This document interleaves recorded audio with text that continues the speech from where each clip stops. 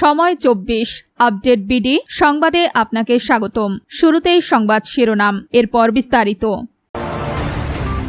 শুরুতেই জানিয়ে দিব, যুক্তরাষ্ট্রে বিমান বিধ্বস্ত, সব আরোহী নিহত। এরপরে জানিয়ে দিব, যুদ্ধ নয়, অর্থনৈতিক চাপে ইরানকে নত করতে ট্রাম্পের নতুন কৌশল। তারপরে জানিয়ে দিব, হিজবুল্লাহর ওপর নতুন মার্কিন নিষেধাজ্ঞা। সবশেষে জানিয়ে দিব, যুক্তরাষ্ট্রের অর্থনৈতিক নিষেধাজ্ঞার হুমকি, যা বলল ইরান। দর্শক, এতক্ষণ শুনছিলেন সংবাদ শিরোনাম, এখন বিস্তারিত। আপনি যদি ইসরায়েলের ধ্বংস চান এবং মুসলিমদের পাশে থাকতে চান, তাহলে ভিডিওতে লাইক করে চ্যানেলটি অবশ্যই সাবস্ক্রাইব করে দিবেন। এখন বিস্তারিত। যুক্তরাষ্ট্রে বিমান বিধ্বস্ত, সব আরোহী নিহত।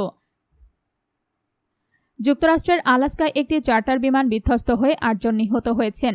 স্থানীয় সময় বৃহস্পতিবার 20 আগস্ট দেশটির প্রত্যন্ত পশ্চিমাঞ্চলে একটি রাডার স্থাপনার কাছে এই দুর্ঘটনা ঘটে বলে জানিয়েছে মার্কিন ফেডারেল বিমান চলাচল কর্তৃপক্ষ ও সামরিক কর্মকর্তারা। এফএ এর প্রাথমিক তথ্য অনুযায়ী সেসনা 441 মডেলের বিমানটি আঙ্কারেজ থেকে উড্ডয়ন করে প্রায় 450 মাইল দক্ষিণ পশ্চিমে অবস্থিত কেপ নিউ এনহামের উদ্দেশ্যে যাচ্ছিল। স্থানীয় সময় দুপুর প্রায় 12:15 গন্তব্যের কাছাকাছি বিমানটি বিধ্বস্ত হয়। যুদ্ধ নয়, অর্থনৈতিক চাপে ইরানকে নত করতে ট্রাম্পের নতুন কৌশল।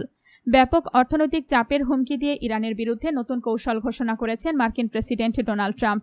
গত বুধবার নিজের সামাজিক যোগাযোগ মাধ্যম ট্রুথ সোশ্যালে দেওয়া এক পোস্টে তিনি ইরানকে বিচ্ছিন্ন করতে নজিরবিহীন অর্থনৈতিক ব্যবস্থা নেওয়ার ঘোষণা দেন এবং দেশটির সঙ্গে ব্যবসা করা অন্যান্য দেশগুলোকেও কঠোর পরিণতির হুঁশিয়ারি দেন।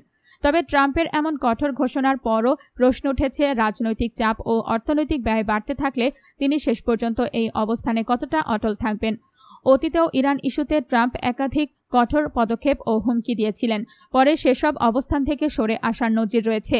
ফলে এবার ঘোষিত অর্থনৈতিক যুদ্ধ কৌশল কতদিন কার্যকর থাকে সেটি এখন দেখার বিষয়।